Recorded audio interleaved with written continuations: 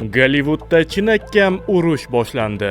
Jahondagi eng mahoratli ikki rejissyor James Cameron va Christopher Nolan WB va Netflix birlashuvi borasida o'z fikrlarini bildirdi. James Cameron Warner Bros va Netflix birlashuvi katta falokatga aylanishini, WB Paramountga sotilishi kerakligini va Netflix tomonidan suratga olingan seriallar Oscar taqdirlash marosimlarida ishtirok etmasligi kerakligini aytib o'tgan. Christopher Nolan esa AQSh kongressidan bu birlashuvni taqiqlashni talab qilgan. Har ikkala rejissyorning fikriga ko'ra Netflix yangi filmlarni Oscarda ishtirok eta olishi uchun bir necha haftaga xo'ja ko'rsinga kinoteatrlarga chiqaradi va darhol platformalarga joylaydi. Bu esa o'z o'rnida tomoshabinlarning kinoteatrga bo'lgan shashtini pasaytirib yuboradi.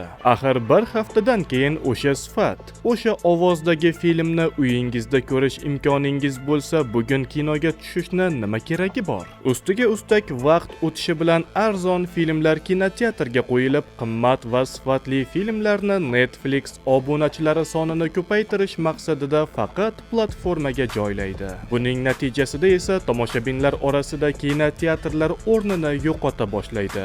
Oqibatda minglab rejissyorlar va ijodkorlar ishsiz qolishi mumkin. Mana nima uchun butun boshli Gollivuddagi barcha ijodkorlar va oddiy tomoshabinlar ham bu birlashuvga qat'iy qarshi chiqishmoqda. Jahon kino olamidagi eng so'nggi va eng qiziqarli yangiliklarni birinchilardan bo'lib kuzatish uchun Biz TV.uz Instagram kanaliga obuna bo'ling.